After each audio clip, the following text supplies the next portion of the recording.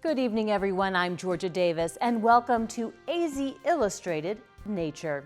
Tonight, we'll take you on a visit to the oceans and rivers in our Sonoran Desert.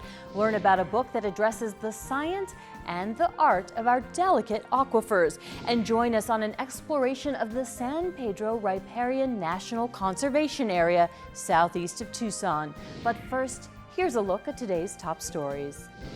Arizona's Secretary of State and Attorney General filed suit today against the Federal Elections Assistance Commission to force the Fed to allow Arizona to require proof of citizenship when people use federal forms to register to vote.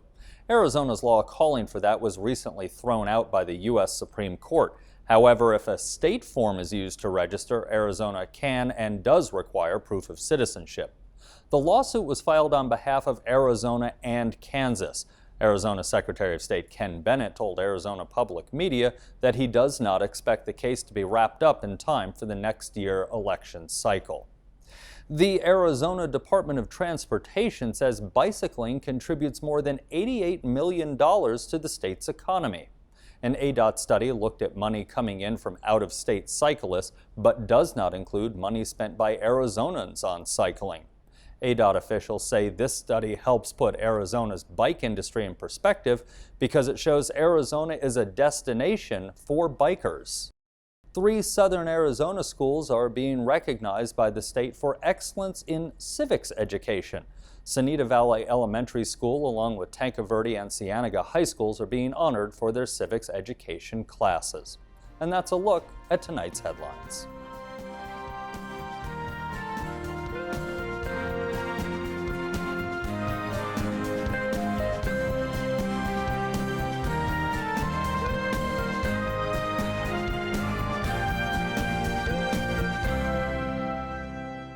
Millions of people will be spending part of their summer vacation along the seashore. And while Arizona is a landlocked state, the Sea of Cortez, southwest of Tucson, is a vital part of the Sonoran Desert ecosystem. Tonight, we take you to the Warden Aquarium at the Arizona Sonoran Desert Museum, where we can learn more about the importance and variety of aquatic life in our region. We've been telling the story since the 1950s, but we've always missing a chapter in this book, and this is one of those missing chapters. We want to tell the story from the beginning of the water all the way to the bottom. So for us, it was important to start up in the Colorado River, take it through the Grand Canyon all the way to the Delta, and then from the tip of the Sea of Cortez all the way to Cabo Polmo, which is right at the tip of Baja California. So for us, we felt that to tell the story was to include that entire watershed. For me, in graduate school, I actually studied desert fishes, and so I have a keen fondness and awareness that there's 36 native species of fish to Arizona alone. And then, of course, as you get into the Gulf of California, there's over 800 species of fishes down there. So there's this amazing biodiversity that's well adapted to the environment that it originally was found in. The tanks contain a justifiably small sample of the numerous species found in Sonoran Desert waters. There are several ways to legally obtain animals for display, including removing them from the wild. For us, selecting these species is very complicated. We don't have permits to go down in Mexico to collect, so all the animals were purchased from suppliers that are what we call MAX certified. And MAX certification is the higher level.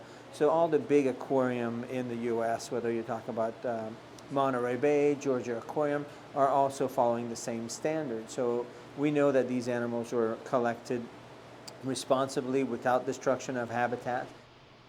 Even the backgrounds that you're looking at with the coral rock, that ancient coral is from inland beds that are actually being removed for construction projects and other things. So really minimizing our impact on what's actually being taken from the wild. Yeah, this thing, yeah. It was one of the most challenging part, which fish to select. So we used 2 main criteria. One is we wanted to make sure that there was a few very special tanks that would have things that people are not expecting. So the garden eel is one of them. And the other species that we selected that way was the seahorses. Worldwide, there's several species. In the Gulf of California, there's only one. So that allows us to have two tanks that people were very kind of surprised to see. Displaying fish is great. They're beautiful, they're very colorful, and for us we felt that they were kind of a magnet. We got you in now, you're in here looking at these beautiful fish, these tanks, and now we need to talk about the serious thing. The future of the aquatic species still found in the wild depends on many things, mostly out of the control of the Arizona Sonoran Desert Museum. Still, the museum is taking advantage of the popularity of the new exhibit to teach some personal responsibility and action to the visitors. You'll notice when you go through the aquarium that the graphics have been distilled down to what I consider kind of a digestible chunks. One, of course, is that the Colorado River really doesn't reach the sea anymore. What effects we have on the Colorado. Then looking at sustainable seafood and trash in the oceans and biodiversity, and highlighting those, and also doing some of it in more of a three-dimensional context, so that when they look and they learn about bycatch, they're actually seeing a net that holds representative bycatch, so that they realize sea turtles and eels and manta rays and things that they're not planning to eat are actually being consumed because of what we did eat. But that one's got absolutely huge belly. People come through here, they're learning things, and they're hopefully going to make different decisions based on what they've actually read and been learning from docents. But we also have a lot of direct conservation projects, and this was an opportunity for us to highlight some of the species that we work with directly here on grounds. So there's two tanks devoted right now to the Rio Yaqui, and you'll notice when you look at the labels, those species are ones that were actually salvaged from the wild. Their tendency, I think, sometimes at organizations like ours is we tell them everything that's going on that's bad, and what that can tend to do is get people to where they're actually disenfranchised and disengaged from it. And what we wanted to do is say there's a lot of stuff going on down there, but here are some simple things you can do to make a difference, and actually that there's some positive stories that we can focus on, so that people walk out feeling like, I'm a part of this.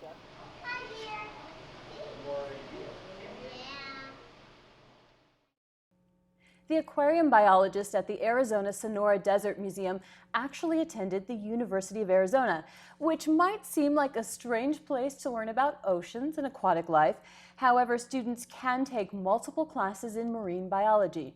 Yes, right here in Tucson. For this discussion, we're joined by Dr. Katrina Mangin from the Department of Ecology and Evolutionary Biology. So thank you for joining us today. Now, I came here from Florida. Florida, we think about marine biology. I wouldn't have thought that there would be marine biology classes here in the middle of the desert.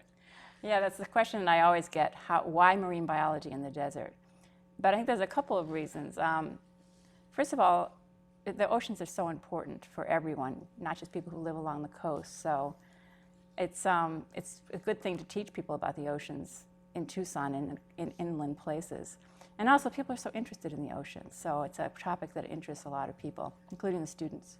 Well, because we are landlocked and dry, are there opportunities for students to actually go out and get their feet wet? Yes, we aren't that far from the Gulf of California. So I teach classes, and other professors do here at the University of Arizona, where we take students to Rocky Point and to Guaymas, farther south, to really do marine biology and explore tide pools and study there. And the Gulf of California is an amazing place to study marine biology, because in the northern Gulf, the tide goes out so far that you can just go out and walk basically like on the bottom of the ocean at low tide and see a lot of really cool organisms. And I'm a scuba diver, so I do like to go scuba diving in the Gulf of California. And I've been told over and over again that one thing that makes this area so special is the diversity of wildlife that you can find in the Gulf. So do you see that lending something to the program here? Oh, absolutely. There's so many species that are only found in the northern Gulf of California, as well as just a really high diversity. So students can go to Rocky Point, for example, and see many of the major groups of animals that exist on Earth that are represented there right in the tide pools. And also see species that are found nowhere else. It's sort of like our mini Galapagos in a way, the Sea of Cortez. It's really diversified because it's an isolated body of water, and there's also a number of islands. So it's a very diverse area. And speaking of the Galapagos, I understand your students have the opportunity to go there? Yeah, so as well as going to the Gulf of California, I take students to the Galapagos in the summer. It's a summer program through U of A Study Abroad, and it takes place in July. And it's designed for both high school and for teachers, K-12 teachers and undergraduates. So part of the program is working with school children in the Galapagos and doing volunteer work with the national park, as well as studying marine ecology and terrestrial ecology as well. And how many people get to go on that program? Because I have a selfish reason for asking that question. It's from 12 to 14 students is what we cap it at. So, so it's a small group. It's a big enough group that it's interesting, people get to know each other, but it's small enough that you don't feel like you're walking around with a big group of people.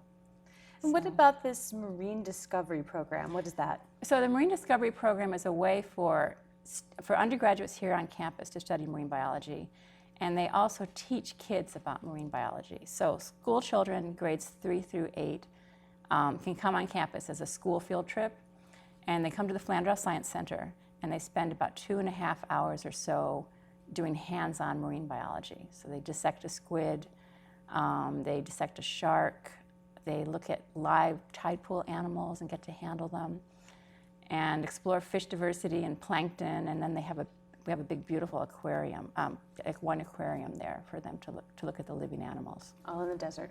All in the desert, yeah. And so, of course, kids love it because marine biology in the desert is exotic and interesting. So it's a very popular program.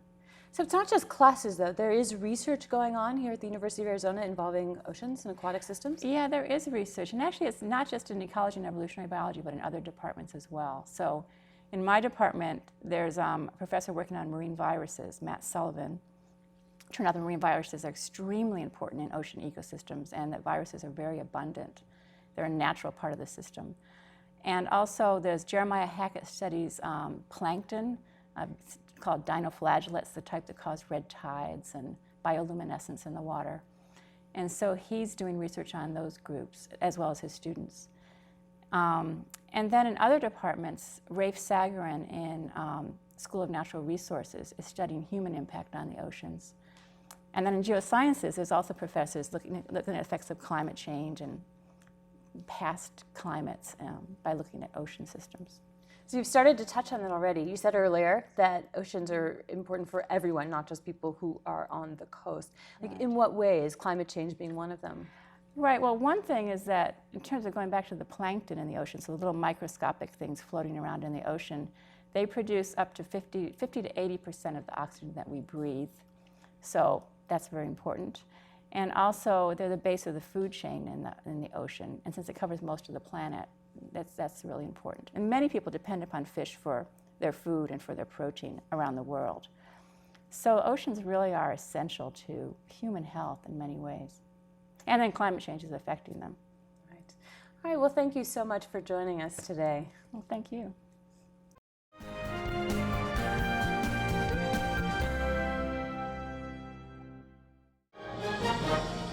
Syrian rebels accused government forces of using poison gas today in a deadly attack near the capital, Damascus. The alleged attack comes as UN investigators look into previous reports of chemical weapons use.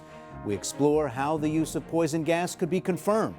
Then Army Private Bradley Manning gets 35 years in prison for releasing classified information to WikiLeaks. We wrap up today's developments in his court-martial. A new report says the National Security Agency can access a large swath of all U.S. internet traffic, including the content of emails. Margaret Warner digs into the details. And we continue our look back at the March on Washington 50 years on. Tonight, reflections from one of its organizers, Congresswoman Eleanor Holmes Norton.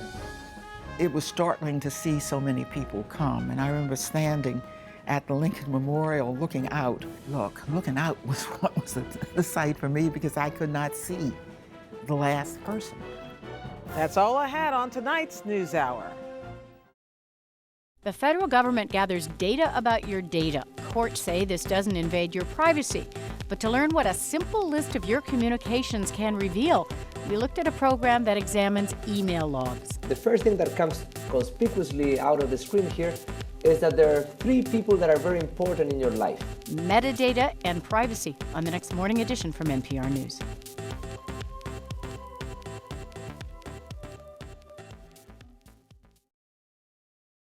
If you visit the rivers of Arizona, it's very likely you'll come across very dry landscapes where water no longer flows year-round.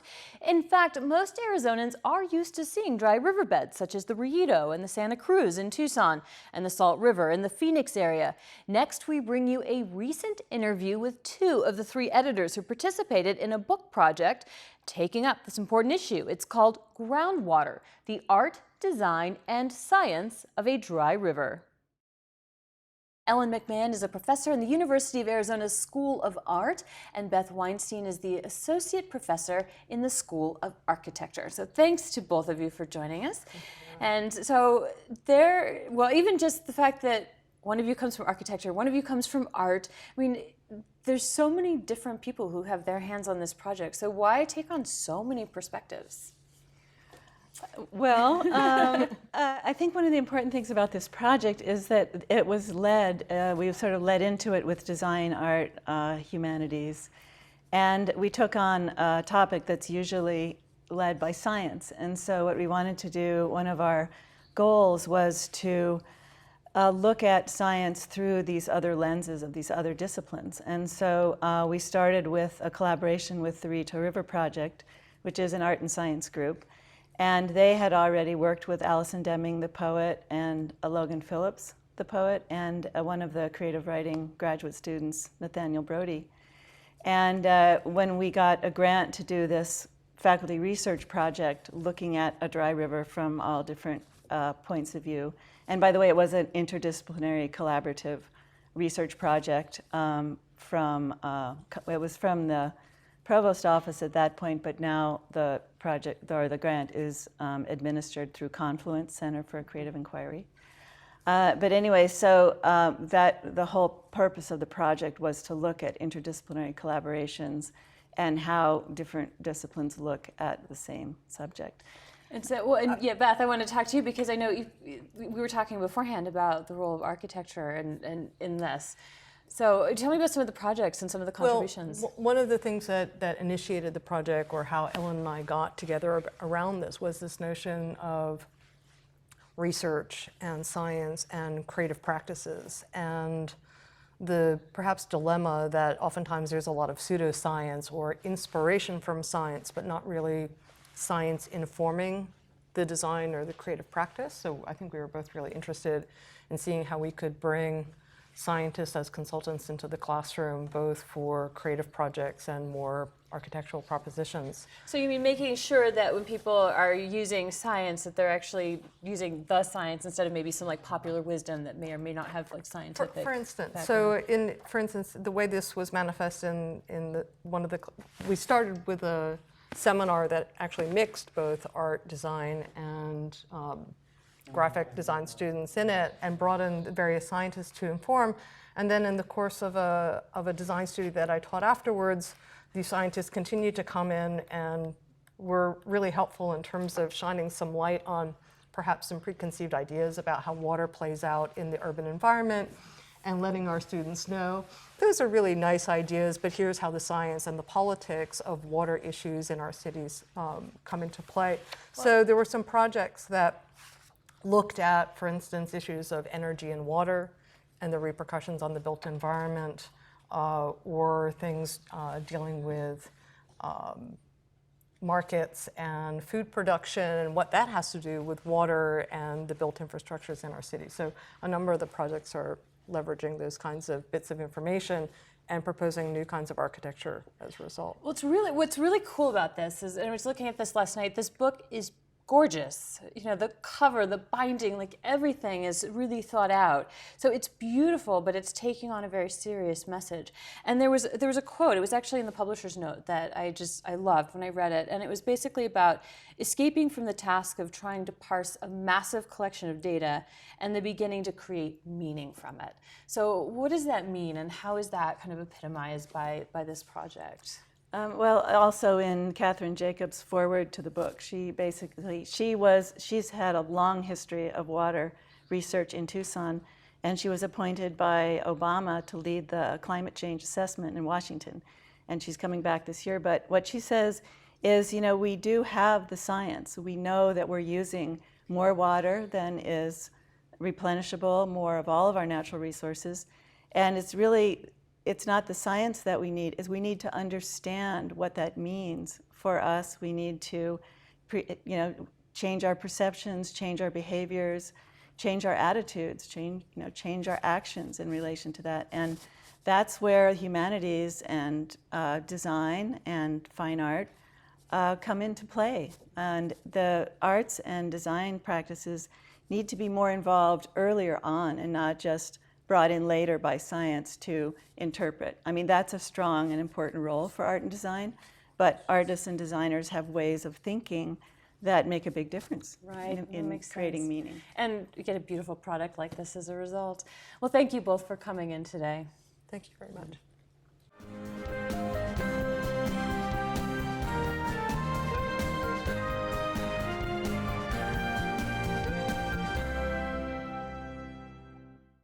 Of course, not all of Arizona is dry.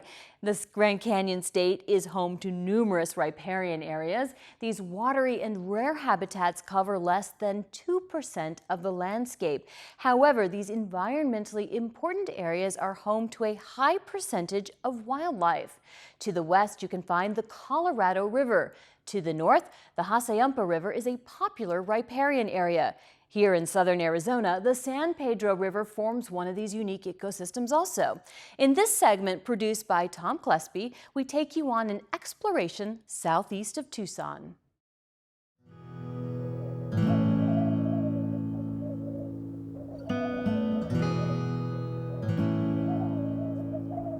This is the only river that goes from south to north. It flows actually north. So it flows from Cananea, Mexico up to the confluence of the Gila, which makes it very unique.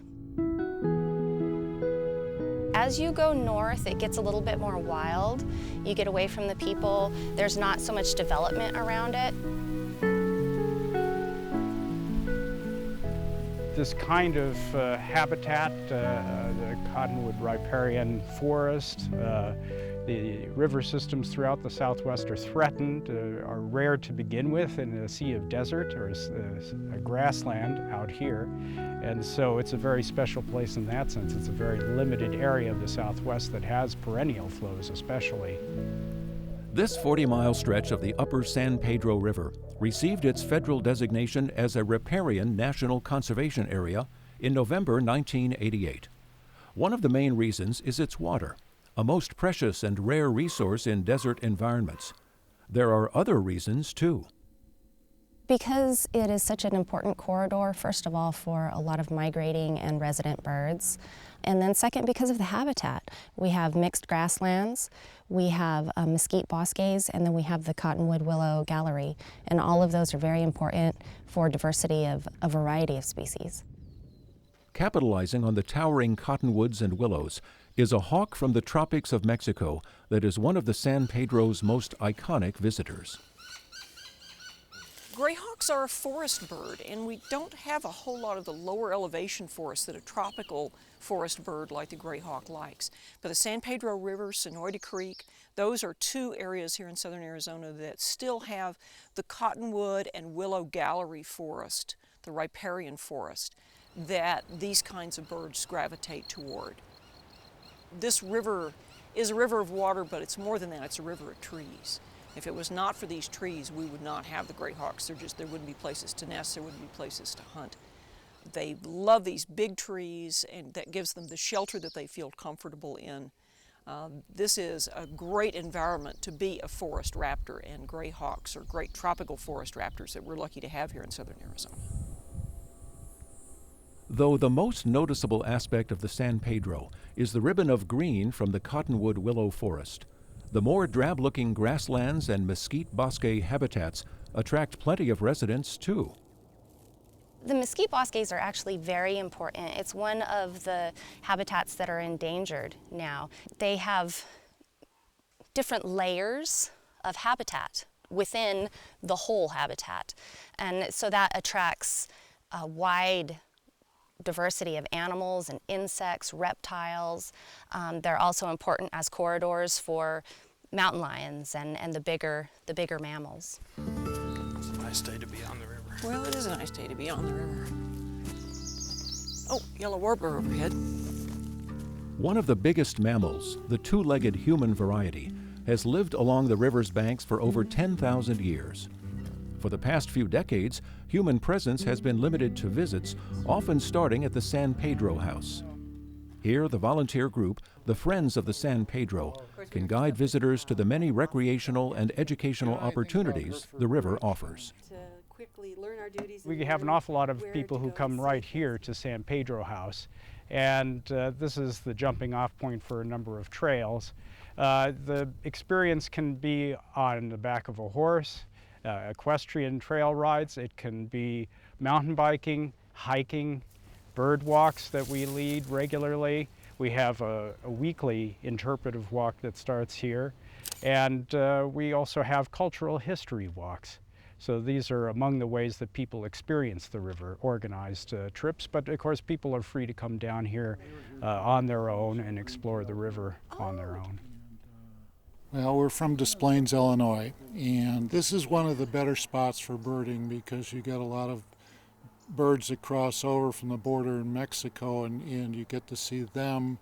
And then there are birds that just like the warm weather, and so it's very different from what we're used to seeing. And then the mountains also create a slightly different habitat. So you get a variety of habitats in the area that you really don't get a lot of other places. The water in the river continues to be the main attraction to wildlife and humans alike. But it's the use of the shared groundwater by neighboring communities that has many people worried. Main concern would be the sprawl of Sierra Vista and trying to make sure that whatever new development comes along, that there are mitigation plans in place so that we can recharge the aquifer. We're concerned with the regional aquifer and most especially the alluvial aquifer that's down here at the river. And so trying to protect water makes it possible to have all these other things like the gallery forest along the river. There's something in the neighborhood of 100 species of breeding birds that use the San Pedro River and 250 or so migratory species. And so we want to make sure that those populations continue into the future. While habitats along the San Pedro River provide food and shelter for a wide variety of wildlife, the river often has a less utilitarian impact on its human guests. I've grown up on the river. I grew up in Benson, so I've spent my whole life on the river. It's very spiritual, very personal. Yeah, it's brought me a lot of peace and love to my life.